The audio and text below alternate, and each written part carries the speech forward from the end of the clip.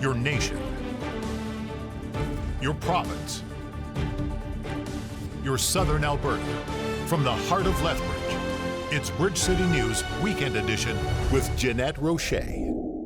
Hello, I'm Jeanette Roche. Thanks for joining us for a look at what made headlines in Alberta this past week. Police are investigating a fatal collision that claimed the life of a 27-year-old man. On Wednesday night, Lethbridge police responded to a report of a submerged vehicle in the Old Man River just north of the Highway 3 overpass near the Tola Strip construction gravel yard. Members of the Lethbridge Fire and Emergency Services dive team confirmed there was one deceased occupant inside the car. Following further investigation, including a review of CCTV footage, police determined a man entered the car in the parking lot and a short time later drove off the embankment after losing control of the vehicle on the gravel road. The victim's body will be transported to the Calgary Medical Examiner's office for an autopsy to determine the cause of death.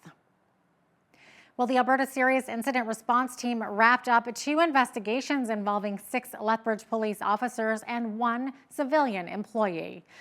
One involved allegations of improper access of Lethbridge West MLA Shannon Phillips information on various databases operated by the LPS.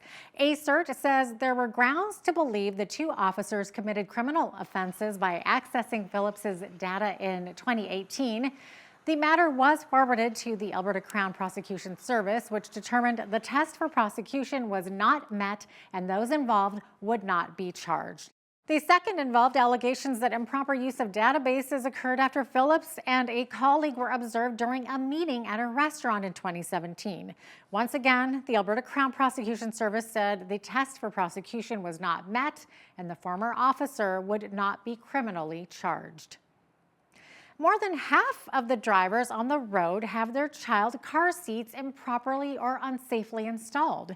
That's according to a Lethbridge police officer who attended a special check stop in Calgary aimed at child seat safety.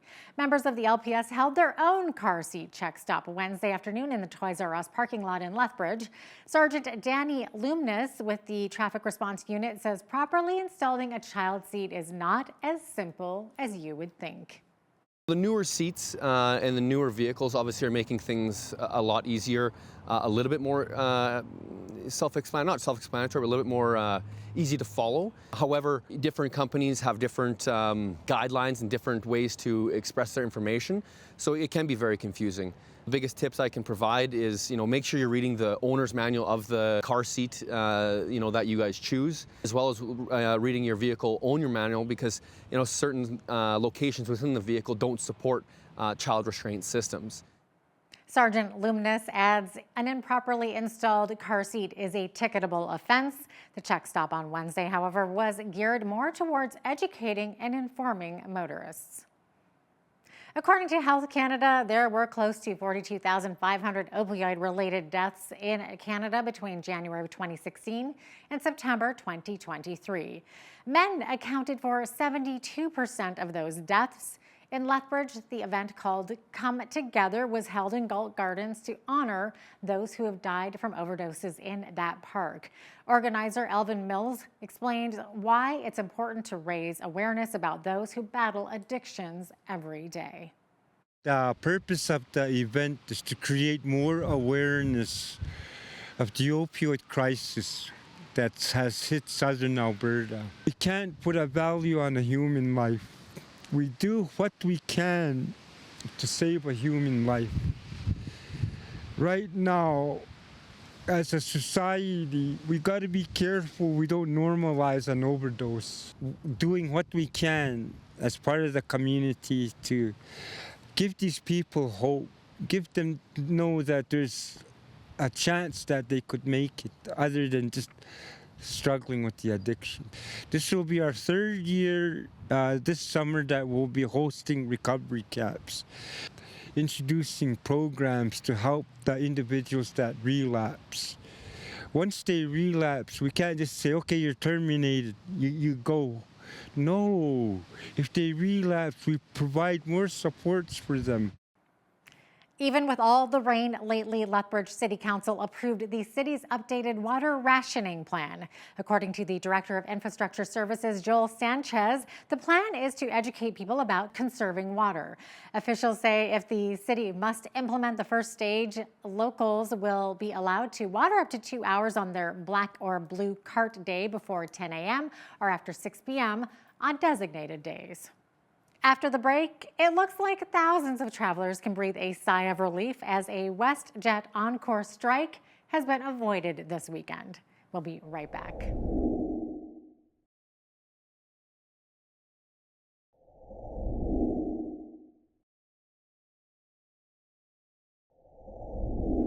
WestJet pilots will not be hitting the picket lines this weekend. The airline and the pilots union agreed on a settlement ending a possible June 1st strike. The Airline Pilots Association issued a 72-hour notice Thursday that could have seen a work stoppage as early as June 1st. Company officials say the new agreement comes as a relief for all parties and travelers. The union says the tentative deal will help with pilot retention, working conditions, and work-life balance. Its membership is set to vote on the deal next month. Emergency officials say there is still work to be done to extinguish a wildfire burning near Fort McMurray. The blaze near the oil sands city is under control, but it forced around 6,000 residents from their homes for several days earlier this month. The fire remains around 5.5 kilometers from the city's outskirts. The truck driver who caused the Humboldt Broncos bus crash, which claimed 16 lives and injured 13 others, is being deported. An Immigration and Refugee Board hearing for Jaskirat Singh Sidhu announced the decision during a virtual hearing May 24th in Calgary. His lawyer said the decision was based on proving Sidhu committed a serious crime and was not a Canadian citizen. Sidhu arrived in Canada in 2014. He pled guilty to dangerous driving following the horrific crash in 2018 near Tisdale, Saskatchewan, and was sentenced to 8 years in prison and was granted full parole last year. Toby Boulay, the father of Logan Boulay, who died in the collision, released a statement about Sidhu's deportation. He said, quote, "Bernadine and I are thankful for the decision as we continue to believe that Mr. Sidhu should be deported from Canada. We are prepared to remain diligent in this belief, even as Mr. Sidhu may launch further appeals." A few thousand people across the province came together last Saturday to voice their frustrations with our current provincial government. It was a movement called Enough is Enough UCP, and as I mentioned in this next story, the entire initiative was organized by a Lethbridge woman. The UCP has got to go. Between the signs and the chants, enough is enough. The message this group was sending Saturday was clear. From hands off our CPP, to protect our water, to issues with healthcare, education, and protecting the rights of trans youth, all coming together with the same goal in mind. Danielle Smith, it's my biggest issue. Get rid of her. The Enough is Enough UCP rally was organized by Glenda Tailfeathers. We have to do something because people are suffering. It was a province-wide protest taking place at the same time in 5 different cities. Calgary, Edmonton, Vermilion, Grand Prairie, Red Deer, who else? Medicine Hat. Yeah, so, and Lethbridge, it's been huge. According to Tailfeathers, between 3,000 and 3,500 gathered at the various rallies around the province, including 230 people in Lethbridge coming together to recall the United Conservative Party through the group AB Resistance. There's a lot of issues, and they're just not listening to us. One of my big issues is their failure to protect our public resources in the Rocky Mountains. Tailfeather says she's made over 200 phone calls and sent hundreds of emails to different UCP MLAs in the province. I never connected with anybody. They've either got answering machines or they just, you get a strange form letter. And they were all invited today. I called every MLA in southern Alberta and gave them a personal invitation to attend, to come and defend their positions, and we had no response. BCN reached out to the office of Lethbridge East MLA Nathan Newdorf for comment on the rally, but did not receive a response by airtime. For Bridge City News, I'm Jeanette Roche. The Alberta government announced that $5 million will be given out to support the healing of children and youth who have survived sexual violence. Government officials say 1 in 3 Albertans have experienced sexual abuse while they were under the age of 18. The funding, spread out over 3 years, will support those victims who have suffered depression, anxiety, self-harm, and PTSD as a result. Children and Family Services Minister Cyril Turton says the extra funds will support Little Warriors Be Brave Ranch in the Sherwood Park area, which is the only treatment facility of its kind in Canada. It offers survivors a safe haven and the time to process what they've been through and take that first step in their healing journey. On the other side of the break, amidst an opioid crisis, a study suggests alcohol and cocaine-related deaths are on the decrease. Particularly in the number of alcohol poisoning deaths, I should say. So obviously their opioids are trending upwards, and fentanyl is present in about 93% of those cases. But there are, a few bright spots, as you mentioned, cocaine and alcohol, which I think are the lowest levels they've been recorded in several years at least.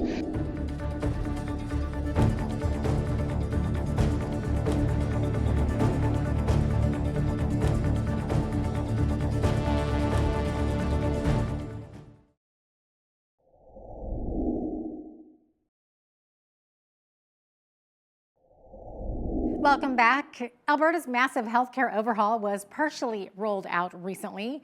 Our health minister, Adriana LaGrange, is to oversee the 4 pillars of the system. To talk about the changes, our legislative reporter and Alberta correspondent with the National Post, Tyler Dawson, joined Hal Roberts from Edmonton. Tyler, what will the changes mean for the average Albertan? How will our healthcare allegedly improve under this new system? Yeah, it's a little bit hard to say because you have to wonder if it's just sort of shuffling the deck chairs. Basically, what they've done is they're creating these 4 pillars, as you mentioned. Alberta Health Services will no longer sort of be this overarching sort of agency and will instead be responsible for delivering hospital care. So you have these sort of 4 agencies. They're all going to be reporting to Health Minister Adriana LaGrange, and there's the other part of it is the mental health and addiction stuff, which will be reporting to Dan Williams, who will also report to Adriana LaGrange. So it's basically just creating these 4 streams in hopes that will improve transparency. It will, hopefully improve, these agencies, they'll be focusing on one thing as opposed to trying to do multiple different things. There'll be perhaps more accountability, things like that. But it does seem so far like these are primarily changes at the political level in terms of, organizing from the top down, trying to figure out who's going to be responsible for what. So, at this point, I don't know if we're actually seeing any changes on the ground. It doesn't seem like it to me at this point. But there's been so many problems in the healthcare system over the last few years, hospital wait times and so on and so forth, that I think probably Albertans are looking for any sort of change that might improve things. And as this continues to roll out, then we might see some improvements in wait times, some reduction in surgery backlogs, things like that, hopefully. But it's a very confusing process, I have to say, and it'll be interesting to see just what this amounts to. I mean, as everyone knows, this is not the first time the system has been reorganized. It's probably been done a half dozen times in the last 15 years alone, I would say. Last year, sadly, more than 1,800 Albertans died from opioid overdoses, Tyler. That's the highest number in provincial records. Now, some are calling into question the government's model of addiction recovery. But there's some good news, however, in that those dying from alcohol poisoning and cocaine overdoses continue to trend downwards. Yeah, that's right. There's been a pretty substantial decline in the last few years, particularly in the number of alcohol poisoning deaths, I should say. So obviously their opioids are trending upwards, and fentanyl is present in about 93% of those cases. But there are, a few bright spots, as you mentioned, cocaine and alcohol, which I think are the lowest levels they've been recorded in several years at least. Now, the Alberta government's sort of stance towards addiction and recovery has been, it's been very controversial. We've talked about it before. There's very much a focus on recovery. Alberta has not, for example, tried the drug decriminalization thing that British Columbia tried and subsequently got rid of because it didn't really work. So there's been more focus on recovery and less on harm reduction, I think is fair to say. Now, the one thing that hasn't happened yet that we've all kind of been waiting for is the legislation that would force or allow, I should say, courts to force people into addictions treatment.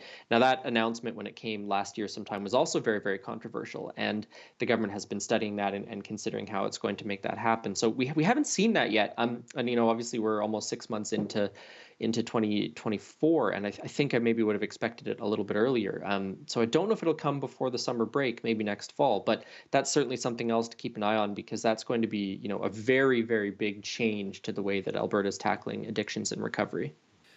Tyler, around half of the school boards in the province are going to pilot the UCP's latest rewrite of the elementary school curriculum. Of the 61 school boards, 35 are participating, plus a handful of charter schools. Now, you say this is a major change from what the 2021-2022 attempt to rewrite the curriculum. How so? Well, so they've been working on a large curriculum rewrite of various subjects. It was specifically the social studies curriculum that was very, very controversial in 2021, 2022. And when they went to pilot that, I think you maybe had a half dozen charter schools that agreed to pilot it, and that was pretty much it. Nobody wanted to touch it. It was criticized by various experts. The Teachers Association opposed it. School boards clearly didn't like it if they didn't sign on to it. And so the UCP went back to the drawing board on this curriculum and is now piloting it, and it's supposed to be rolled out for the start of the school year in 2025, I believe. But as you say, the reason this matters, the reason this is a big change is because it just doesn't seem to have been as controversial. There have been some criticisms of it. There's always going to be criticisms of this sort of thing, I think. But it does show that, perhaps they've gotten a little bit more certainly back on track with this rewrite of the social studies curriculum, to the extent that schools are actually willing to pilot it. We need to take a quick break, but when we return, rural crime is on the decrease in southern Alberta. But what's the reason? We speak with the RCMP to find out what they've been doing to make the difference. We'll be right back.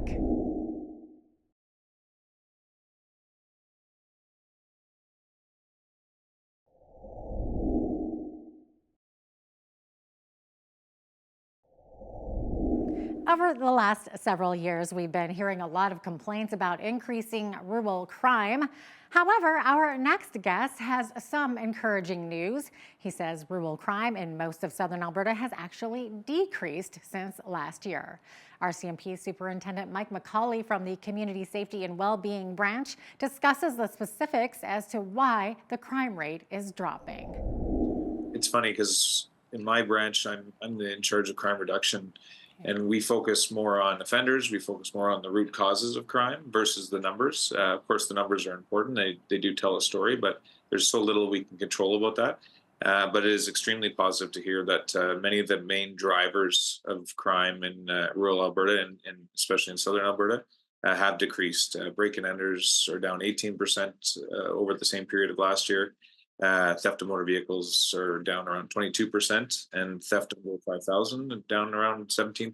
So those are very encouraging numbers. That is really encouraging. I know, I was looking at some stats as well from what you guys, RCMP, are saying. So from January to March, it looks like compared to the same period last year, there have been even fewer person crime offenses, person against person, I guess that is, 76 less, 213 fewer property crimes, and 373 less total criminal code offenses. And like you said, break-and-enters dropped 18.4% in vehicles. So what do you think is leading to this wonderful news that it's we're seeing this significant decrease?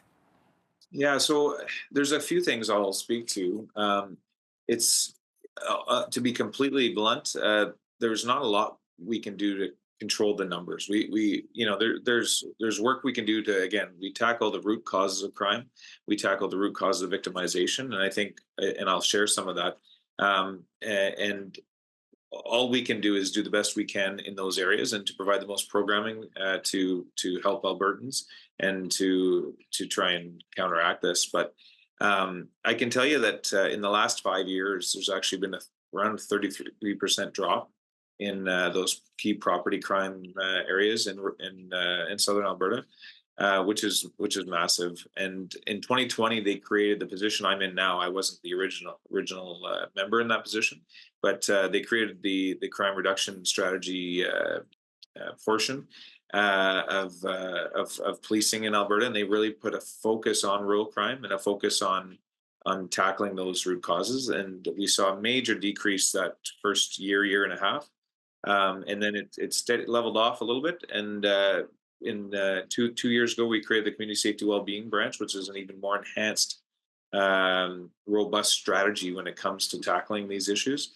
And we're starting to see the benefits of that. Now, is this the first significant decrease that we've seen in Southern Alberta rural crime in several years, or has it been sort of declining for some time now, or do you really attribute it to sort of what you guys are doing, just the difference that's made? Well, I'd like to take some credit. Of course. In the provincial RCMP realm, again, it's been a big focus for the last 5 years, and we have seen the gains in the last 5 years. But it is very promising. These specific stats that brought us here today, it's very promising, and we're going to hopefully continue that trend. The biggest shift we've had, especially in the last, I'll say, year and a half, is again to develop stronger partnerships. We have partnerships with nonprofit agencies. We have partnerships with community groups. We have partnerships with AHS to tackle drug addiction, to tackle mental health, and to really, again, focus on the root causes. Because what we found is that it's all fine. Yes, police have a role to arrest people that commit crimes, and we're happy to do that, and we do it well. But what we've had to shift from, and it is a shift, I would say it's a relatively global shift, is to not just tackle that, but also to walk upstream. So we use the stream analogy. If you picture us, a beautiful stream, and coming down your screen there, at the bottom is where we pick people up and have to arrest them, or perhaps they're in the depths of drug addiction, and that's why they're committing crimes. And often our social services and police and first responders deal with people at their worst at the bottom of that stream. What we've tried to do is, how about we walk upstream and find out why they're falling in and ending up in that sad state of affairs at the end of that cesspool, and try and work on some of those reasons before we get there. And I think there's been some good success. Still to come in our show, economic times are tough for most people these days, but there is some good news for the Southern Alberta economy. We dive into that next.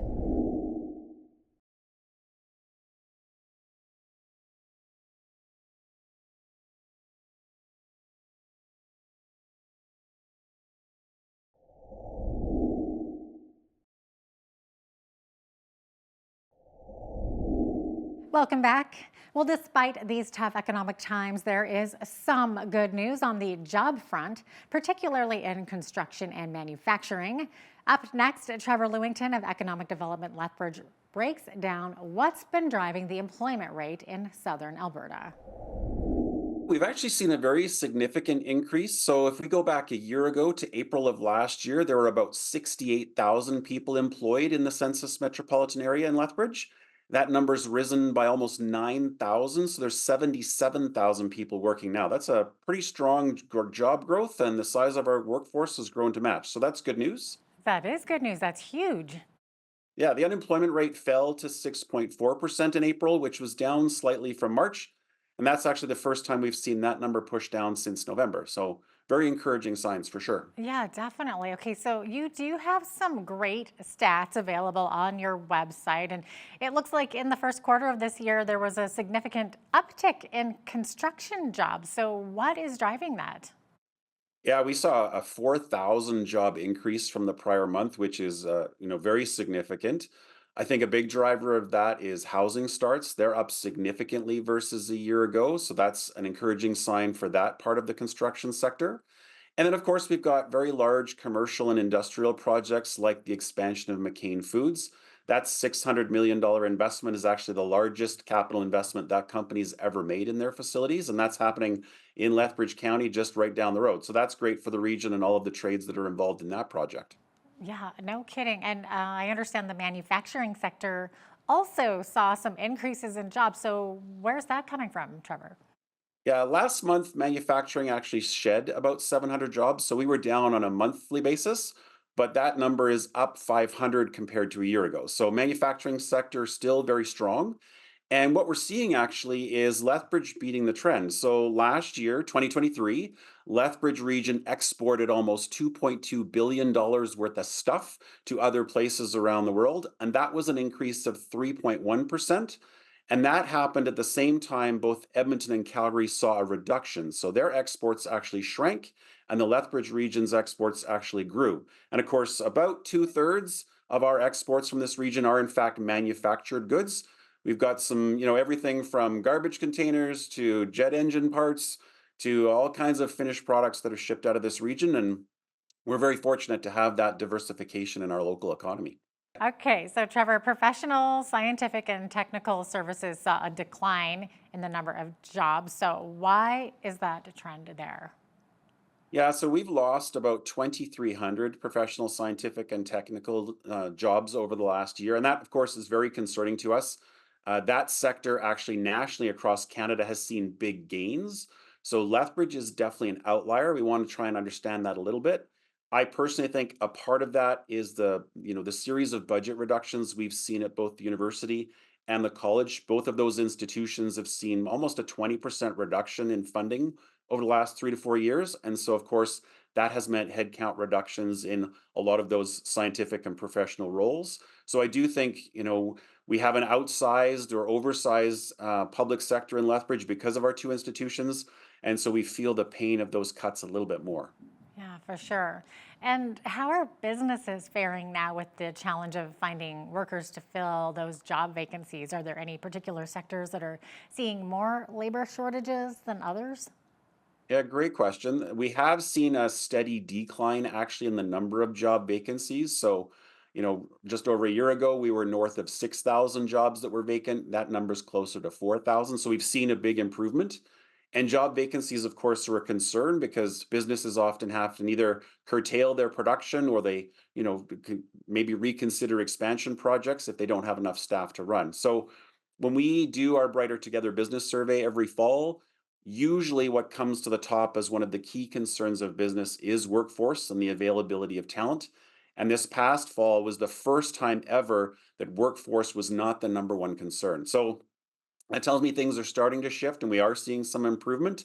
The vacancies for the most part in our region are the skilled trades, as well as a category called equipment operators. So these are not typically entry level minimum wage type jobs that are difficult to fill. It's more those very skilled positions. And so, we've seen some investments from the province at Lethbridge College to add more spots in the trades.